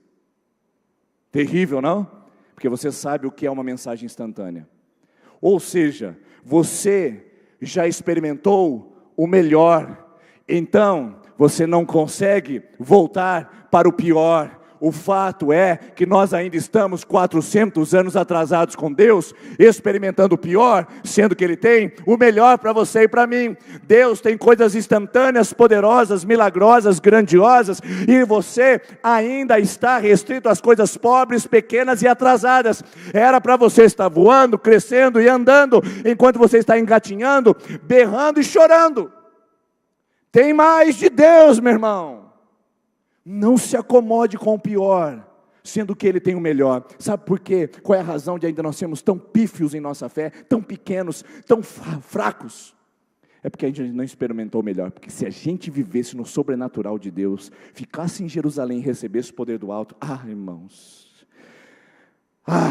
são cenas do próximo capítulo. E eu preciso que você de alguma maneira venha comigo para ser despertado nessa sede. Porque Deus só derrama a presença dEle, só dá da água dEle para quem tem sede.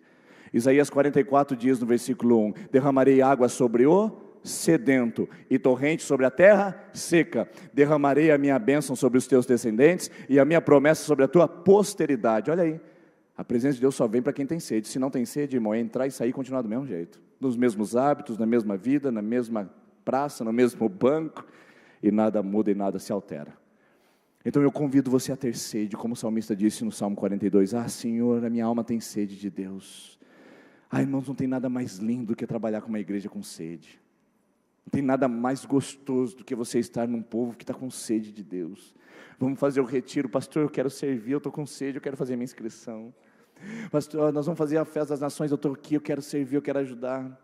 Gente que está indo na casa dos outros para buscar, para trazer no culto, e você que trouxe alguém aí hoje no seu carro e não veio sozinho, você falou assim, é bom para mim, eu quero que você vá junto. Você que veio com a sua família hoje, você que veio, marido, você veio com a sua esposa, você veio com o seu marido, olha que privilégio a casa dentro da igreja, sede de Deus começando a entrar no seu lar, como é gostoso ver isso, mas irmãos, nós precisamos desenvolver, porque senão a satisfação vai vir e vai cortar a nossa capacidade de crescer na palavra de Deus. Avivamento, disse Jesus, é uma necessidade. Vocês precisam ser revestidos de poder. Antes de enviar vocês para o mundo, antes de enviar vocês para o confronto, eu vou encher e capacitar vocês com o meu Espírito Santo. Segundo, Jesus disse, fiquem em Jerusalém. Estejam permanentes nessa cidade. Agora, o que significa isso daqui? Significa responsabilidade. Avivamento, meu amigo e minha amiga, é uma grande responsabilidade. Por quê? Você sabe o que é Jerusalém para os discípulos? A gente sabe o que é para nós. Destino turístico e espiritual para bilhões de habitantes do mundo. Ótimo. Mas olha o que era para o tempo de Jesus. Jerusalém, Jerusalém. Jerusalém é lugar de contrariedade. Quem é que quer ficar em Jerusalém, irmãos? É por isso que Jesus teve que ordenar fique. Porque senão os discípulos iam sair dali rapidinho. Jesus ressuscitou, aleluia, glória a Deus, vamos para Galileia. Você lembra semana passada onde foram chamados os discípulos? De qual região? Do norte, irmãos, da Galileia. Eles tinham um sotaque. Quando eles chegavam lá em Jerusalém, as pessoas sabiam que eles eram galileus e eles queriam voltar para lá o quanto antes. Porque sabia que Jerusalém eles seriam mortos, apedrejados, perseguidos, expostos a perigos e a medos. Quando eles chegavam lá e falavam a paz do Senhor, todo mundo sabia que eles eram galileus. É que nem um carioca chega aqui hoje e fala para você, a paz do Senhor, graças a Deus. Ou se ganha alguém e fala assim, gente, que benção estar com você aqui essa noite, está tudo muito bom. Quando os discípulos vão para Jerusalém, todo mundo sabe que eles são galileus, porque os galileus tinham sotaque. E estar em Jerusalém era ser descoberto.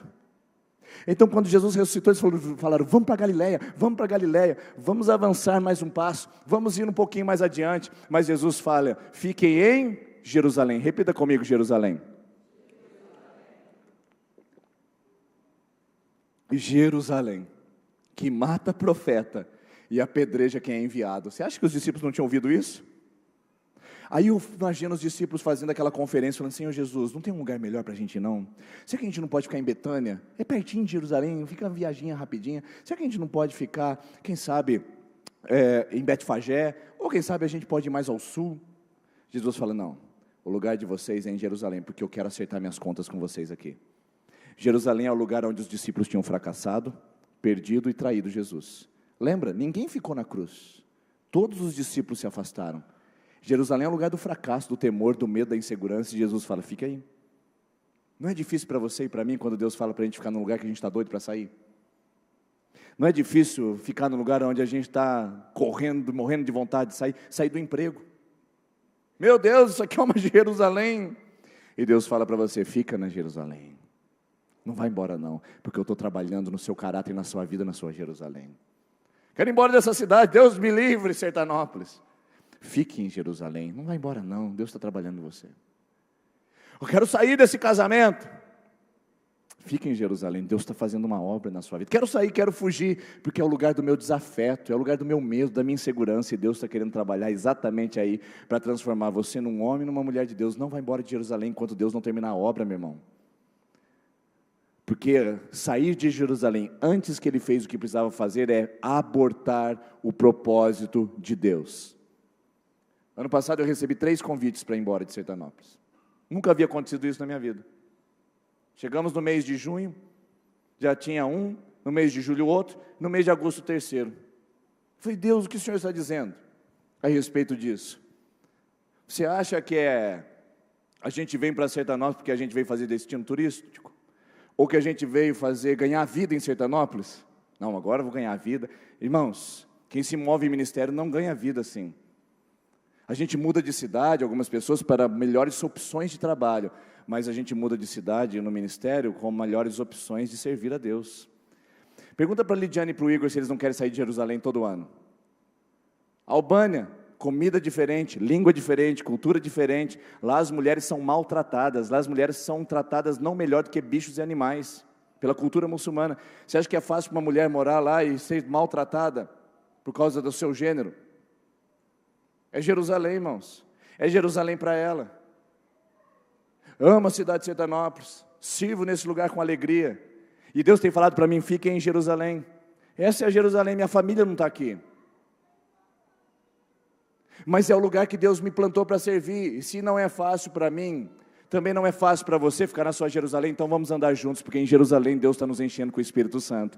Em Jerusalém Deus está nos fazendo melhor. Eu sou melhor 4 anos depois do que eu cheguei nessa cidade. Eu estou muito melhor agora por ter conhecido você, por ter servido com você, por ter sido impactado com a sua história, por ver você abraçando a causa do reino aqui, por ver você entrando, sendo batizado. Eu sou muito melhor por ter você na minha vida e por estar aqui em Sertanópolis. Mas não foi fácil quando Deus disse, vá para Jerusalém, fique em Jerusalém. 2015, julho, dia 5 de julho de 2015 dia 5 de julho faz 4 anos que eu estou aqui.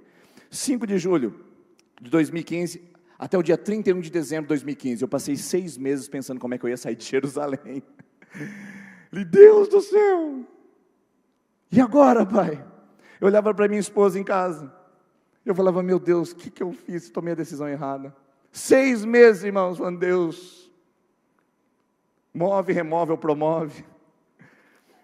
E depois virou o ano, 1º de janeiro de 2016, e uma paz de Deus entrou no meu coração, e isso eu entendi, fica em Jerusalém. Irmãos, Jerusalém é o lugar de a gente crescer com Deus, é o lugar de a gente assumir compromisso, não é o lugar de a gente cruzar o braço e falar, estou aqui mesmo, agora eu vou fazer de qualquer jeito. Não, Jerusalém é lugar de responsabilidade, é um lugar de acerto de contas com Deus. Falar, Deus, eu estou aqui para ser trabalhado pelo Senhor, e saiba isso. Transporte a sua Jerusalém agora. O que é o seu trabalho? A sua família? O que é a sua saúde? O que é a sua Jerusalém? A sua igreja, a sua cidade, o seu estado? O que é a sua Jerusalém? Seu conforto, o seu patrimônio? O que é a sua Jerusalém? Não sei, você vai estabelecer agora. Deus está dizendo para você através dessa palavra, fique em Jerusalém, porque ali eu estou trabalhando em você, eu estou fazendo, mas esteja disposto e disposta a acertar contas comigo. Sabe por quê? Não há mover de Deus e derramamento do Espírito Santo sem acerto de contas. Joel capítulo de número 2, versículo 8 em diante diz assim, derramarei o meu Espírito sobre toda a posteridade e sobre toda a carne. Os vossos jovens sonharão, os vossos velhos terão visões, até sobre os vossos servos e sobre as vossas servas derramarei o meu Espírito. Olha que promessa, irmãos. Quem não quer isso? Sobre todos, sobre toda a carne. Deus derramar o seu Espírito, não sobre uma elite, mas sobre todo o povo. Quem não quer isso? Mas ninguém vê o versículo anterior que diz, rasgai a vossa alma e não as vossas vestes. Cinjam-se de humildade e não com cinza sobre a sua cabeça. Ou seja, não tem derramamento do Espírito Santo sem acerto de contas com Deus. Segundo Crônicas 7,14, quem diz amém para a palavra? E sararei a sua terra, amém? Quero profetizar sobre a sua vida. Deus vai sarar a sua vida, Deus vai sarar seu casamento, Deus vai sarar a sua história, Deus vai sarar o seu passado, os seus traumas, Deus vai sarar suas inseguranças, seus temores, sua frieza. Deus vai te sarar. Quem pode dizer amém para isso? Agora eu vou dizer uma palavra que vem antes do sarar a terra. Se o meu povo, que se chama pelo meu nome, se humilhar e orar e me buscar e se converter dos seus maus caminhos, então eu ouvirei dos céus, perdoarei os seus pecados e sararei sua terra. Quem pode dizer amém para essa mensagem? Fica um pouco mais fraco, porque tem que acertar a conta, irmão. Você quer que a sua vida seja sarada? Quer que a sua terra seja produtiva? Tem que acertar as contas com o Pai. tem que conversar com Ele, converter dos maus caminhos, orar, buscar e se humilhar, é ter o perdão do pecado e a terra sarada. Mas todo mundo quer a terra sarada, mas não quer acertar as contas com o Pai. Isso me faz lembrar 1 de Reis, capítulo 18. O povo dos sacerdotes de Baal dançando em torno do altar. Então, lá está o sacrifício, o desafio, o Deus que responder com fogo é o Deus verdadeiro, e os profetas de Baal estão em torno do altar. Uga, uga, uga, e, uga, uga, uga, e. Diz a Bíblia que eles se machucavam com um monte de coisas, de instrumentos, se cortavam para chamar a atenção de Deus. Elias ficava olhando aquilo e falava, mas rapaz, o que vocês estão fazendo? É muito esforço para um Deus falso. De repente, eles cansados dizem, nós desistimos. Vai você, Elias. Elias fala assim, é só pedir para trazer fogo do céu? Aí os profetas falam, só fogo do céu. Está fácil. Como aí a gente ficou 4 horas dançando em volta, se mutilando, e Deus não respondeu, você acha que está fácil? Está fácil, está dado. Faz o seguinte, como está fácil, joga um pouquinho de água em volta do sacrifício, para aumentar o nível hard, o nível de dificuldade. Aí os caras foram lá e colocaram um balde em volta do sacrifício, para ficar bem úmido. Ele olhou e falou, está fácil, faz de novo. Aí eles foram lá e jogaram mais um balde. Ele disse, continua fácil. Joga mais um balde. E fizeram isso por 3 vezes. Então, o Elias, olhando para aquele altar todinho cheio de água, e tinha que pedir fogo do céu, ele fez uma coisa que ninguém percebe às vezes quando lê a Bíblia. Diz a Bíblia que ele foi lá e restaurou o altar do Senhor que estava em ruínas. Não há sacrifício aceito sem altar preparado. Quando ele restaura o altar em ruínas, ele fala, Deus, manda fogo dos céus, para que saibam que há Deus em Israel. Só isso. Não teve simpatia, não teve mandinga, não teve entonação de voz modulada, não teve pregador gospel, equipe de louvor, só teve uma oração sincera, porque o altar estava restaurado. Meu irmão e minha irmã, Deus não vai mudar a nossa história, Deus não vai sarar a nossa terra, Deus não vai abrir o céu sobre a sua casa e sobre a nossa igreja, enquanto o altar estiver em ruínas. É necessário acertar as contas, afastar o banco, se ajoelhar e chorar um pouquinho, dizendo, Deus, eu poderia ser um homem de Deus, enquanto eu ainda estou vivendo esse pecado. Deus, você pode dizer, mulher, eu poderia ser uma mulher de Deus, enquanto eu ainda estou presa nessas mesquinharias. Jovem, você poderia dizer, eu poderia já estar servindo em missões, se eu tivesse aceitado o chamado e o propósito de Deus para o meu coração. Então eu convido você a entender que o avivamento é uma responsabilidade. E por fim, enquanto a equipe de louvor sobe aqui em cima, avivamento é uma realidade. É uma realidade. Olha só a palavra de Deus que diz assim, fiquem em Jerusalém até que, ou seja, vocês vão receber. Quando eu digo assim para o meu filho, fique no seu quarto, de castigo, até que eu diga para você sair, significa que se ele sair antes, ele estará rompendo um compromisso e vai ser pior do que ele tivesse me desobedecido. Até que você vai no médico, está com dengue, suas plaquetas estão baixas, você está doido para ir embora do hospital, está doido para parar de tomar aquele suco de linhaça, é isso mesmo? Inhame. Nossa, eu não aguento mais inhame. E a plaqueta lá, 30, 35, 40, 45, aí o médico vem para você e fala assim, e aí, como é que você está? Eu não vejo a hora de ir embora. Ele olha para a sua plaqueta e fala, rapaz, você vai ficar mais um dia. Segundo dia ele vai lá e fala assim, rapaz, você vai ficar mais um dia. Aí você fala assim, mas doutor, para quando é que eu vou sair desse hospital? Aí ele diz, você vai ficar aqui até que suas plaquetas subam para o nível normal. Ou seja, há uma condição para você sair desse lugar. E eu quero dizer para você, avivamento é uma realidade, não é uma mentira, não é uma fase de conta. Irmãos, tem muito de Deus para fazer, tem muito de Deus para realizar. Eu nunca imaginava que nós pudéssemos sair daqui e abençoar outras igrejas. Já parou para pensar? Nós somos com uma equipe abençoar uma igreja a 600 quilômetros de distância daqui.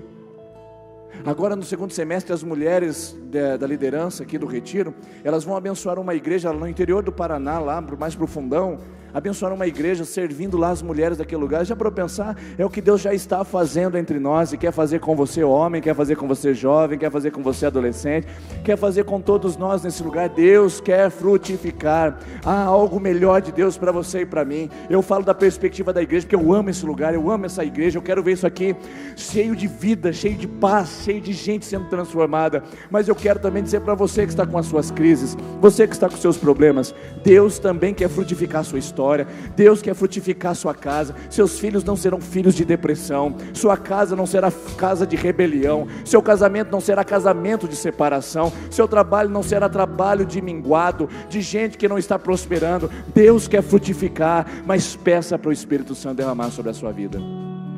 Avivamento é uma realidade. Avivamento é uma realidade. No século 17, um homem atravessou o Oceano Atlântico em direção aos Estados Unidos, chamado John Wesley. E lá ele viu alguns irmãos dentro do navio orando e adorando a Deus, numa intensidade que ele nunca tinha visto. Os irmãos se chamavam Irmãos Morávios. John Wesley, olhando para a intensidade deles, disse: não é possível que eles tenham isso que eu não tenho. E começou a buscar junto com os Irmãos Morávios dentro daquele navio. Voltando para a Inglaterra, esse John Wesley começou um movimento de oração. Chamou alguns irmãos e criaram um Clube Santo. No século XVIII, na virada do século, esse Clube Santo já tinha muitos integrantes orando e pedindo a presença de Deus. Entre eles George Whitefield, um pregador do Campo Livre. Enquanto ele pregava com a sua voz rouca para cerca de 20 mil pessoas nas minas de carvão, pessoas se convertiam e se dobravam. Jonathan Edwards, nos Estados Unidos, ouviu falar de George Whitefield quando ele foi para os Estados Unidos. Teve contato também com aquilo que havia de avivamento. O avivamento chegou, tocou os Estados Unidos com Jonathan Edwards. Jonathan Edwards, um homem que serviu a Deus no mais alto nível de espiritualidade, buscando avivamento. Depois disso, nós temos o relato do Pensacola, temos relato da Rua Azusa, temos relatos de lugares onde Deus fez coisas tremendas e maravilhosas, conectando avivamentos. No ano de 2001, um pastor presbiteriano do interior de uma cidade do estado de São Paulo ficou sabendo do avivamento que estava acontecendo em Pensacola, na Flórida, fruto do avivamento da Azusa, de Jonathan Edwards, de George Whitefield, de John Wesley. Sabendo que o avivamento estava varrendo aquela cidade, esse pastor vai visitar esta cidade na Flórida. Ele retorna para essa cidade no Brasil, no interior de São Paulo. Era o mesmo sermão, a mesma igreja, mas aquele pastor vivia algo diferente. Quando acabava o culto, a sua janelinha do seu escritório ficava acesa, porque ele ia para orar mais um pouco. As vigílias eram todas as sextas-feiras e não apenas uma vez a cada semestre ou em datas especiais. Aquele pastor começou a convocar a igreja para o jejum e para a oração, e Deus começou a mover. Entre aquela igreja tinha um jovem que começou a se aproximar daquela comunidade exatamente naquele ano. Acabava o culto, as pessoas vinham para frente e oravam. Os jovens tinham um movimento de oração, se reuniam sem a presença do pastor, só para buscar a Deus na igreja. Havia uma presença de Deus. Aquele povo que estava minguado em 120 pessoas, em 6 meses eram mais de 600, colocando cadeira no corredor, dizendo: que isso? O mesmo sermão, o mesmo louvor, mas agora alguma coisa era diferente. Aquele jovem olhando para aquilo disse: eu quero mais, eu quero mais, eu quero mais. 3 horas da manhã colocava o violão sobre as costas, andava cerca de 3 quilômetros de bicicleta e entrava na igreja, tinha a chave da igreja e buscava a Deus, dizendo: Deus, faz alguma coisa na minha vida, Deus, faz alguma coisa na minha história, eu quero viver isso que essas pessoas estão vivendo. Deus chama aquele jovem para o seminário, ele vem para Londrina, estuda 4 anos, se forma, vai para Dourados, trabalha 6 anos. Depois de 6 anos ele vem para Sertanópolis e está pregando para vocês. Eu sou fruto, irmãos, do que eu já vi Deus fazendo num lugar onde as pessoas se rendem a Deus. E eu quero desafiar essa igreja, sua casa, sua família, a buscar a Deus para ver o que Ele é capaz de fazer em você e através de você nesse lugar. E eu convido você a se colocar em pé, por favor, e pedir: Senhor, venha sobre nós nesse lugar essa noite. Senhor, nós queremos o Teu mover e queremos Teu fluir, queremos Teu Espírito, queremos a Tua unção. Nós queremos esse avivamento que é uma realidade, não é uma mentira, é uma necessidade, mas também é um acerto de contas com a Tua presença. Derrama sobre nós, Pai, derrama sobre nós, Pai, e faz de novo sobre nós aquilo que estamos pedindo. Apague as luzes, por favor. Eu quero que você peça ao Espírito Santo que Ele faça algo na sua vida e ministre seu coração em nome de Jesus.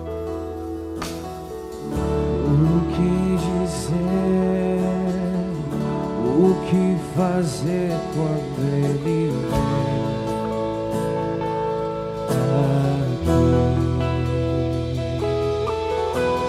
Mais que ser bem-vindo, nós te desejamos outra vez aqui. O que dizer, o que fazer quando Ele vem aqui? Tu és bem-vindo. Mais que ser bem-vindo, nós te desejamos outra vez. Te queremos, Senhor. Aqui. Te queremos, Senhor.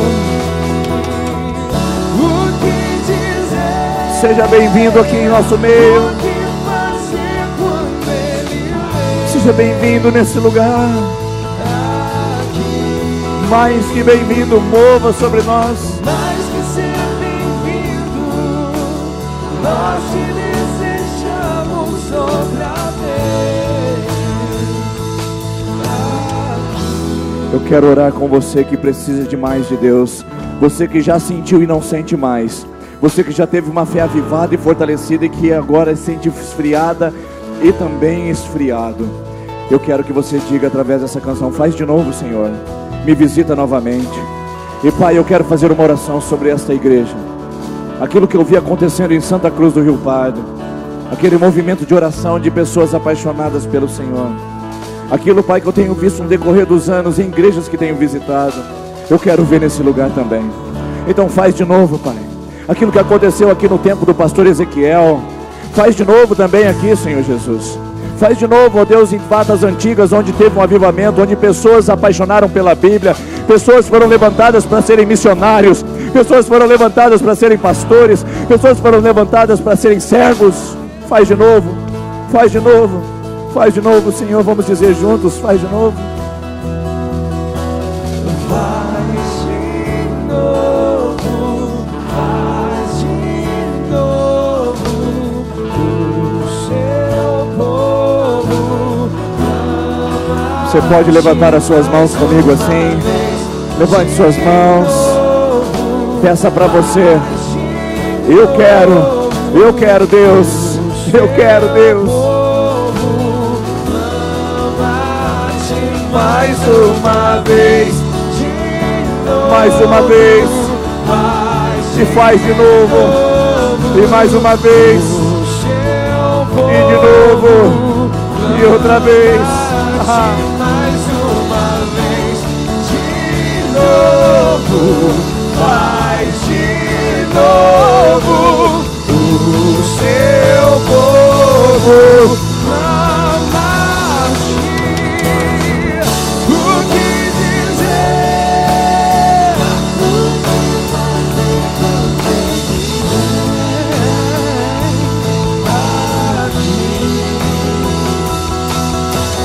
Mais que ser bem-vindo,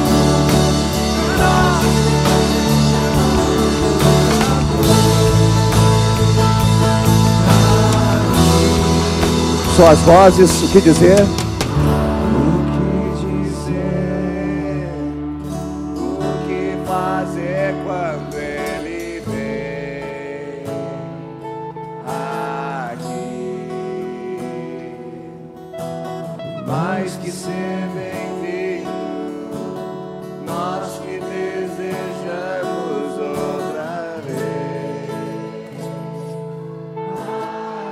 Senhor Jesus, eu abençoo cada um dos meus irmãos e irmãs essa noite, para que nós possamos viver em insatisfação e descontentamento com a nossa vida espiritual.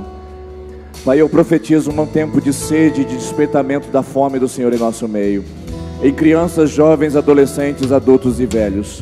Todos, Pai, a uma estarão clamando pela sua presença. Nossas casas, ó Pai, terão homens e mulheres cheios do Espírito Santo.